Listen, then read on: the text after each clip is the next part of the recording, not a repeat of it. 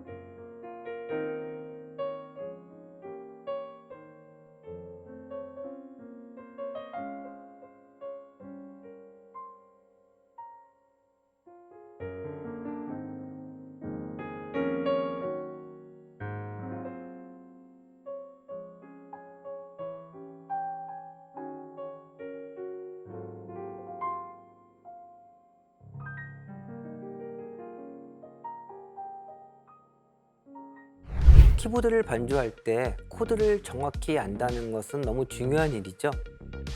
악보로부터 자유로워지기 위해서는, 즉 우리가 악보를 보지 않고도 코드를 자유롭게 연주하기 위해서는 먼저 악보에 나와 있는 코드부터 정확하게 읽고 연주하는 것이 시작이 되어야 될 것입니다.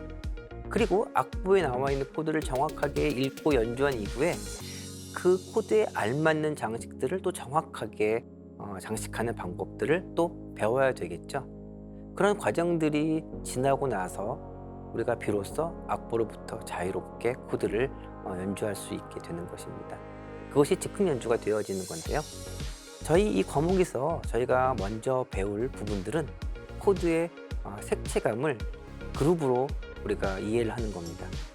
기본적인 그룹이 있고요. 장식하는 그룹이 있겠죠. 우리가 어휘도 마찬가지예요. 저희가 단어를 우리가 살펴볼 때 기본적인 단어가 우리가 알고 있어야지 그 기본적인 단어에서 조금씩 확장이 되어져서 다른 뜻을 가지게 되잖아요. 근데 그 다른 뜻이 첫 번째 기본적인 뜻과 아주 상관없는 뜻이 아니죠. 다 연관이 되어 있는 뜻입니다. 따라서 첫 번째 기본이 되어지는 문장을, 그 그룹을 우리가 이해를 하고, 또 이것들이 확장되어지는 그룹을 또 저희가 따로 이해를 한 이후에 두 개를 동시에 저희가 이해할 수 있는 그러한 훈련이 필요할 거예요. 코드에는 여러 가지 종류들이 있거든요. 저희가 베이직 코드가 있고 컴플렉스 코드가 있는데요. 우리가 흔히 베이직 코드라고 한다면 메이저, 마이너, 디미니시드, 어그멘티드 이런 코드들을 이야기할 겁니다. 그리고 컴플렉스 된 코드들은 이 코드들을 가지고 우리가 좀 변형시키는 그런 코드들을 이야기하는데요. 3화음, 7화음을 기본적으로 베이직 코드라고 우리가 인식을 하잖아요. 그래서 3화음, 7화음을 베이직 그룹으로 이해를 하고요. 그리고 7화음을 넘어서는 코드들을 저희가 장식하는 코드, 즉 텐션 그룹으로 우리가 이해를 합니다. 여러분 예배에 반주하실 때 악보를 보시게 되면 앞에 큰 코드가 있고요.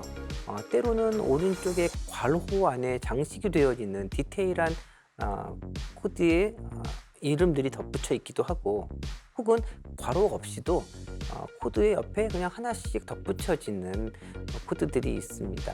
장식음들인데요. 이 장식음들을 무조건 치기보다는 먼저 베이직 그룹에 있는 코드들을 정확하게 인지한 이후에 그 다음에 이 그룹에 맞는 장식들을 우리가 이제 붙이는 거거든요. 예를 들어서 C7에 우리가 플랫 9라고 있는 코드를 우리가 봤다고 생각해 보죠. 자, 그러면 우리가 C7의 플랫 9을 초보자들은 바로 치기 힘들 거예요. 자, 그러면 우리가 스텝으로 끊어서 생각하는 겁니다. 첫 번째는 베이직 그룹이죠. 즉 C7이에요. 근데 C7에서도 좀 더 기초가 되어지는 C를 먼저 볼 필요가 있겠죠. 따라서 C7의 플랫 9을 한 번에 그냥 이해하기보다는 첫 번째 C7을 이해하는데 C7을 이해가 바로 힘들다면 먼저 C부터 출발을 한 이후에 그다음에 C7을 우리가 이해하는 거죠. 이렇게 해서 먼저 C7을 자유롭게 칠 수 있는 방법들을 우리가 공부를 하게 되는 거예요. 그리고 뒤에 붙어있는 플랫 9라는 것은 베이직 그룹이 아닌 장식하는 그룹이잖아요. 자, 그러면 C로부터 플랫 9를 계산하는 거예요. 자, 그럼 C로부터 플랫 9를 계산하게 되면 이 음이 되잖아요. 자, 그러면 이 음이라는 것을 기억을 하는 겁니다. 그런 다음에 C7을 우리가 자유롭게 칠 수 있었을 때 이 음을 그냥 덧붙이는 거잖아요. 이렇게 되면 C7의 플랫 9이 완성되어지는 거거든요. 자, 그런데 이 C7이라는 그룹에 플랫 9만 오는 것이 아니에요. 그러니까 또 샵9이라는 장식이 올 수도 있습니다. 그런데 우리가 C7의 샵9이 그러면 굉장히 어렵게 느껴졌는데 지금 이 관점으로 들여다보니까 C7을 이해하고 그 다음에 C의 관점으로 플랫 9, 샵9을 계산하니까 그렇게 어렵지 않네? 라는 생각을 하실 수 있게 되는 거죠. 그 다음 과정으로 코드를 연습할 때, 이 코드 보컬을 연습할 때 우리가 또 하나 연습해야 될 부분이 있습니다. 역시 수업 시간 때 자세하게 배울 텐데요. 다시 아까 C7의 그냥 플랫 9를 우리가 먼저 시작해 본다면 먼저 C7을 우리가 칠 수 있어야 된다고 얘기했잖아요. 자, 그런데 C7을 칠 때 우리가 C7을 치고 이제 플랫 9를 생각하고 샵 9를 생각하고 9를 생각해서 이렇게 한 다음에는 그 다음 과정으로 가기 위해서 이 C7을 왼손과 오른손을 나누는 연습을 하는 거예요. 그러니까 C7에 있어서 왼손은 베이스만 먼저 치는 거고요. 나머지 음들만 오른손에 치는 거죠. 자, 이 상태로 연습을 하는 겁니다. 분리시키는 거예요. 베이직 코드를 베이스와 나머지 음들로 분리를 시키는 겁니다. 그런 상태에서 플랫 9 혹은 샵 9 혹은 9, 9를 첨가하는 거예요. 어디에 첨가할까요? 오른손에 첨가하겠죠. 왼손은 나누어져서 이미 베이스만 누르고 있으니까요. 자, 그러면 C7을 우리가 이렇게 칠 수 있을 텐데 만약에 뭐 이렇게 쳤을 때 플랫 9는 그냥 이렇게 붙이면 되겠죠. 혹은 아래 붙일 수도 있겠죠. 그렇죠? 이렇게 연습을 하는 거예요. 또 이번에는 이 상태가 아닌 이 상태가 있겠죠. 이 상태에서 플랫 9는 여기밖에 없겠죠. 또 이 상태에서 플랫 9는 여기밖에 없겠죠. 이렇게 그 다음 단계로 연습을 또 진행하는 겁니다.